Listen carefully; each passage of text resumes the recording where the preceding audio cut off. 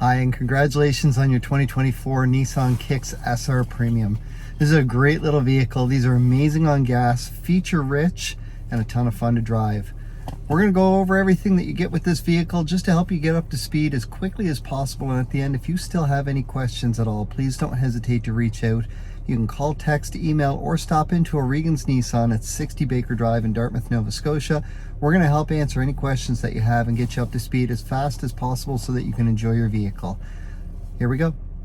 We're going to start right here at the infotainment system. We have a beautiful 8-inch full-color touchscreen display. We can see we've got everything here. We've got AM, FM satellite radio, which does come free for the first 3 months. 2 USB ports, which are down below. We've got our Type-C and the traditional Type-A. Bluetooth. What you don't see here, because it has not yet been connected, is Apple CarPlay and Android Auto. Those will show up after they've been connected. As we come through everything here and go into the settings, if you want to connect a phone, you're going to go into Connections, and then you're going to hit Add New. You can see there's already been one added to this one. All you do is hit Add New. When this pops up, go into the Bluetooth settings on your phone and look for My Kicks. Tap on that. After a moment, you'll see a number pop up on the screen here as well. The same number will pop up on your phone. Just press Pair and then press Allow. And if you have an Android phone, you may need to press Allow a second time. Once you've done that, the phone will fully connect and then you're all good to go. If you ever want to remove a phone, we're just going to click on the eye, press Delete, and then it's gone. Simple as that. You can see right there it says deleted, and then it reverts back to the original screen and it will be removed. To change your clock, just go into Clock, hit Set Clock manually. You can see everything is fully set right here. We've got our date, the time. It's very easy to change, and as I change it, it's going to change up here as well as over here on the driver display. So I can see right there, everything's quick and easy. Change it back, all done. Anytime that you're into any of the settings here on the screen, your fastest way out is simply push the audio button and it jumps right back out. Your backup camera will show up automatically when you put it into reverse, and it shows right there.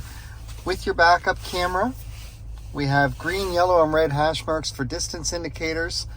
As well, we have a 360-degree round view monitor.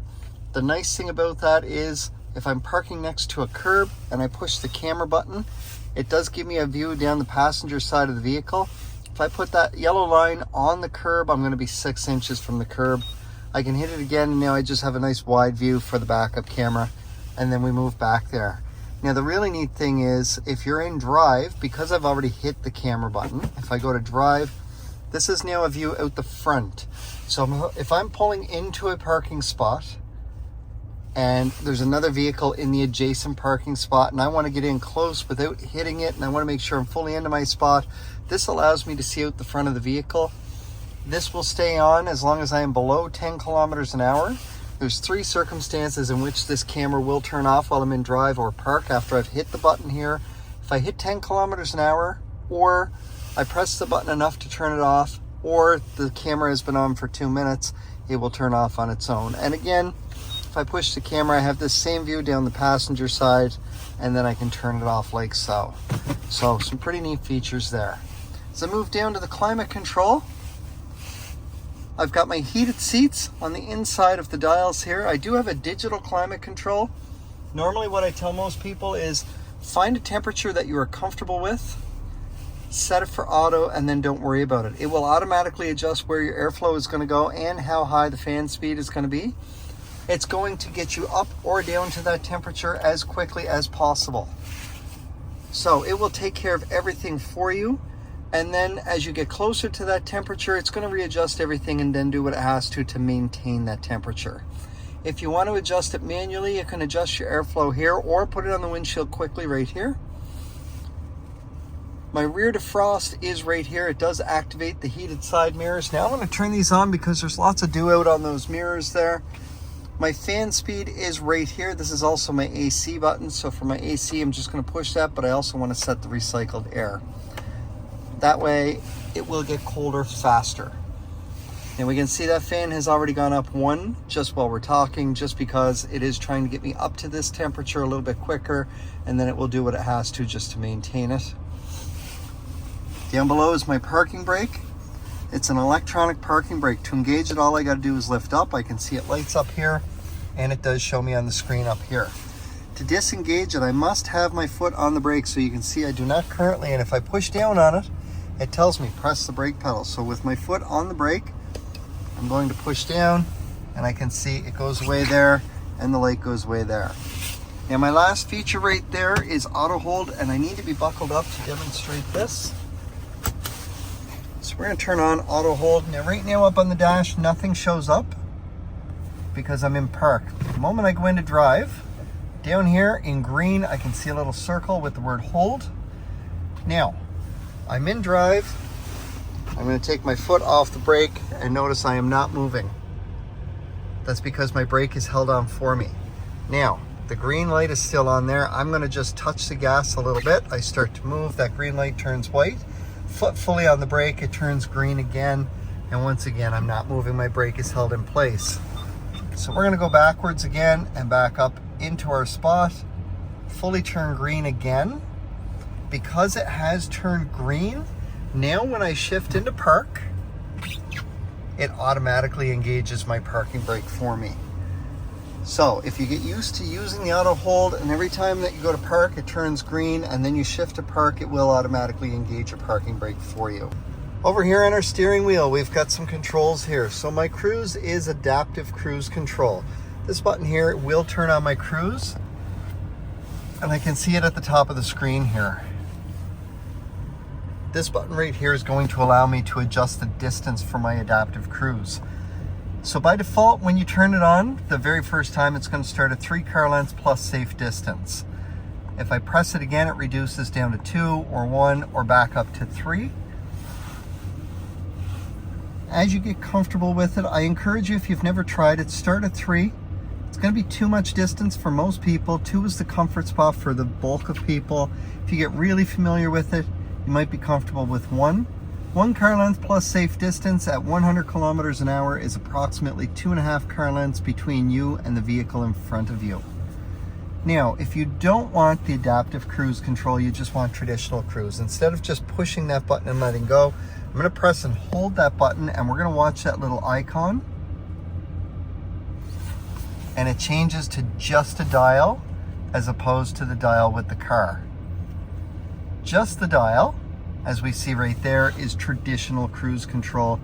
There is no distance that I can set using the adaptive cruise. It doesn't do anything at all. It's your normal cruise that everybody grew up with.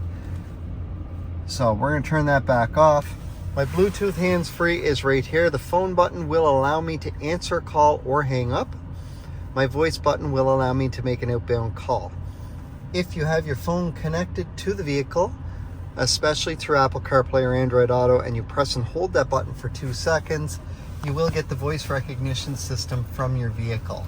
So if you're running an Apple phone, you'll get Siri. If you're running Android Auto, you'll get Hey Google. If you try and do it just through the Bluetooth, Apple in particular is going to tell you that it can't do anything while your phone is locked. So it does work better with Apple CarPlay. I'm not entirely sure about Android Auto. On the other side of our steering wheel, we have our volume for the radio. Easily operatable from there. Down below, I've got buttons for my presets here. So this will allow me to go through the presets on my radio. The nice thing is it does pop right up here on the driver display as you switch them. My OK button with the arrows around it is going to allow me to change the screens up here. So this is my home screen. It is a digital tachometer with my distance to empty in the middle. Something I do want to point out is your gas gauge down here. When it is full, when you pick up your brand new vehicle, this is full all the way across. A lot of people have mistaken this, looking at the red line, and think that they have no gas. The gray bar means that it is full, and your distance to empty will reflect that. Our next screen to the right, and as we move this, my distance to empty is going to jump down below.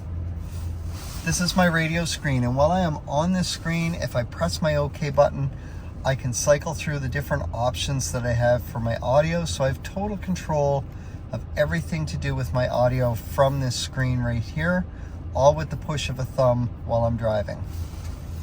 My next screen over to the right is my fuel economy, which I can see is running very high at the moment.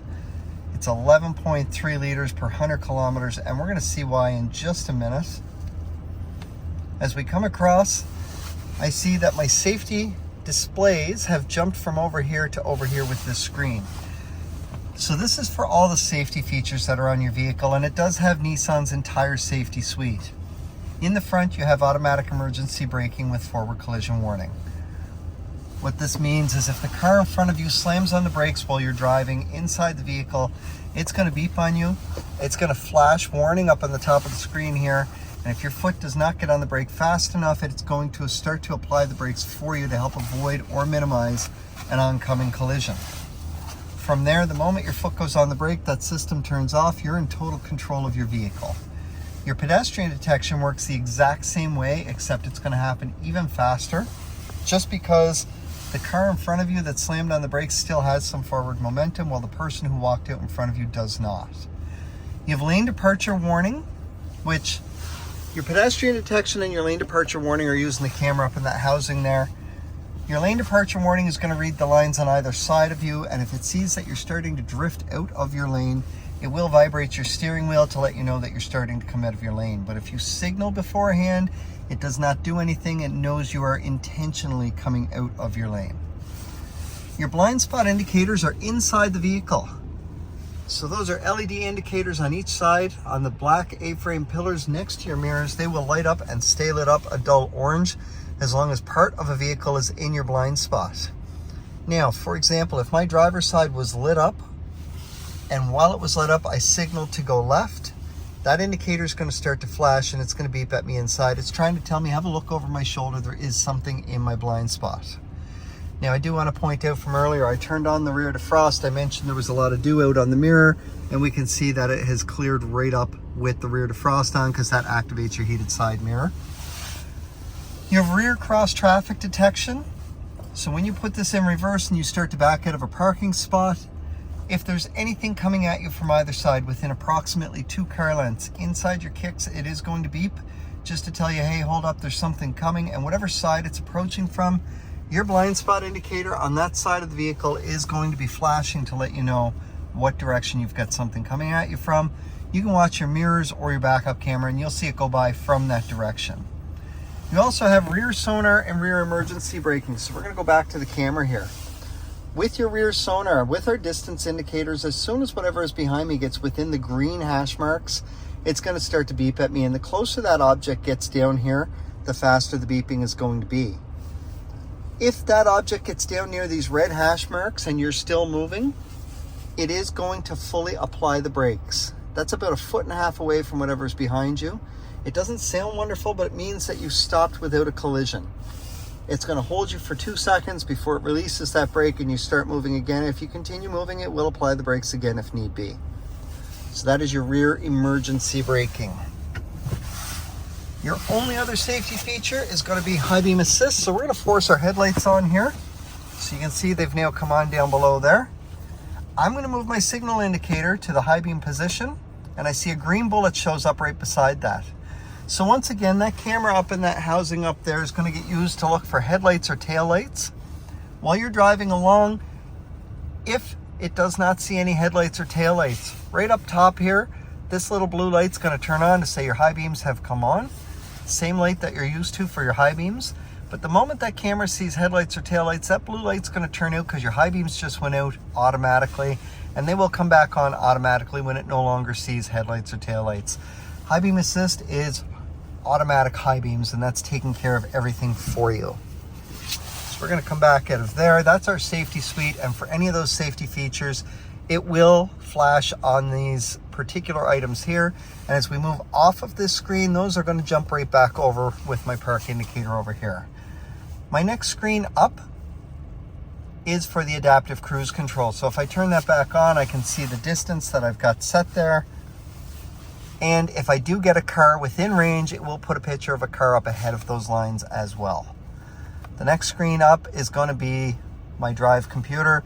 So with this, my 11.4 liters per 100 kilometers is because I've only gone 96.3 kilometers in 5 hours and 23 minutes. There has been a lot of idling done. This is the vehicle that we use for demo drives, and that's why. So I have my average fuel economy, an average speed, which doesn't serve a whole lot of purpose. I've got my trip odometer and my total time running since reset last. So if I press the OK button, I can come in, I can reset any one of them individually and then just confirm it and back out. And I can see that only that one has been reset, or I can do the top option, which is reset all, confirm. And then as I look, everything is back to normal. It's fully reset. And my total time running since reset last is now ticking up in seconds because we've just set it. If we come up one more, this is a screen that most people like to leave it on. It is a digital speedometer and your radio info on that screen. And again, because it has the radio info, if I press my OK dial, I can see it changes my source of my audio to cycle through the different options. If you've got Bluetooth connected, that's an option. If you've got Apple CarPlay or Android Auto connected, that's also an option as well. My last screen over is my settings. Your VDC is just for your traction control. We're gonna leave that alone for now. Driver assistance. For a brand new vehicle, I want to make sure that all of this stuff is turned on before a customer takes it. I will show them where everything is at, and it's up to them what they want to leave on. So the lane departure warning is on, the blind spot indicators are on. Your emergency braking is your front and rear, and if you turn either of those off, as soon as you turn your vehicle off and then back on, these features are automatically back on as well, as they are safety features. We're going to come out of this screen here and we're going to go down to customize display because I do want to add back in one screen on the main menu, and that is my tire pressure monitoring system, because we do have a tire pressure monitoring system with this. We're going to move back over to the previous screen. There's now 5 dots, so we'll go down 2. Tells me my tire pressure will appear once I start to drive. So this screen will allow you to monitor your tire pressure at all times, but no matter what screen you're on, whether this screen is active or not, if you get a low tire pressure, it will pop up and tell you low tire pressure. It'll tell you which of the 4 tires is low and what the exact pressure is. From there, you can go through, pull into a service station or somewhere that has an air pump, leave your kicks on. It can either be running or in the auxiliary position, but leave it on. When you do that, start putting air in the tire that it says needs air, and as soon as it gets up to the correct pressure, your horn will beep once to tell you to stop. If for some reason you went to the wrong tire, or you continue putting air in the tire that you were at, there is an upper limit that it will hit. If it hits the upper limit, it's going to beep 3 times in a row. Please stop putting air in your tire, and we actually recommend that you start letting some air back out at that point. Once it gets back down to the correct pressure, again, it will beep once to tell you to stop. So back over to our settings, we're going to come into the vehicle settings. I want to come into locking. By default, our vehicles will automatically unlock when you turn them off. I'm going to change this so that the moment I shift into park, it will automatically unlock. I'm going to come back out of this screen here and back out of that one down to wipers. I want to make sure that my speed dependent is on and reverse link is on. And then I'm going to come back out and I want to make sure my maintenance is set for 8,000 kilometers. So your maintenance is going to be every 8,000 kilometers or every 6 months, whichever should hit first. Your oil is 0W20 synthetic oil. Anytime that you do call into a Nissan dealership to book an oil change, they will recommend certain things, and it's all based on Section 9 of your owner's manual and whatever is laid out for the maintenance schedule based on your current kilometers. I'm not going to touch the rest of this, but don't be afraid to play with these settings. There is a factory reset at the bottom. You cannot mess anything up. A couple last things here. One is the auto dimming rear view mirror. So with this, if you've got a person behind you who has their high beams on or a large truck behind you, this is going to automatically dim your mirror for you. You won't need to do anything at all. And the last thing is going to be on our key fob here. So with our key fob, on the bottom we have a panic button, which sets your horn off. You have unlock, lock. You also have remote start on this. And to work that, you're going to press lock, lock, and then press and hold the top button for 5 full seconds. From there, it will remote start your vehicle from up to 200 feet away, and it's going to run for up to 10 minutes. If you do not get in within 10 minutes, it will turn the vehicle back off. If 8 or 9 minutes in, you know you're not getting out to it in time, simply do the same thing again and it will reset that clock to give you 10 additional minutes. You can remote start twice without ever getting in, or once with one extension, but after that you do need to get in, turn the vehicle on, and get up to 30 kilometers an hour in order to remote start again. Now, because it is a key fob, there is a battery inside of this, and eventually that battery is going to die. They're usually good for 2 to 4 years. The very first indication that that's going to happen is you're going to hop in, put your foot on the brake, hit the start button, and up here it's going to pop up and say incorrect key ID. Don't worry, it just means your battery's getting low. You still have your key with you. Let that go away, do it again, it should start, but it's time to think about a new battery. Sometimes we get busy and we don't always get the battery in right away, so if you get to the point where your key has become unresponsive, maybe it even won't unlock your doors, on the back there is a little switch that, as long as you push the switch over and lift up, you do have a key for the driver's side door. There is no key for the ignition. So once you get in the vehicle, using your key fob, with your foot on the brake, use your key fob to push your start button. It will still start your vehicle, but it is time to go get a new key or a new battery. To do it yourself, pop your key out, get a flathead into one of those 2 small areas right there, give it a twist, it will pop open. It is a CR2032. That is the battery size, and it's a pretty common battery size. It's marked on the battery itself, and it's marked on the inside housing of the key fob. Once you get that back in place, just clip it all back together, put your key back in place, and close it all up. From there, all you got to do is flip it over and give a little press to one of the buttons. We see this little light here blinks. As long as that blinks, your battery's in fine, everything should be good. If that light doesn't blink, you may have your battery in upside down. Please don't buy dollar store batteries. I have nothing against the dollar store. However, the batteries there typically only last 3 or 4 months. Just they are cheaper. It's $7 or $8 to buy a battery yourself, or for an extra $1 or so, the Nissan dealership will do it all for you and test everything in the process. Congratulations again on your 2024 Nissan Kicks SR Premium. This is a great little vehicle. It's going to be amazing on gas. It's peppy, it's fun to drive, and with a Bose premium sound system built right into the headrest, the sound system is amazing. Have a lot of fun with your new vehicle. If you still have any questions, please don't hesitate to call, text, email, or stop into O'Regan's Nissan at 60 Baker Drive in Dartmouth, Nova Scotia. I want to make sure that you're enjoying your vehicle, and I look forward to seeing you when you're in for your regular maintenance and when it's time for your next vehicle.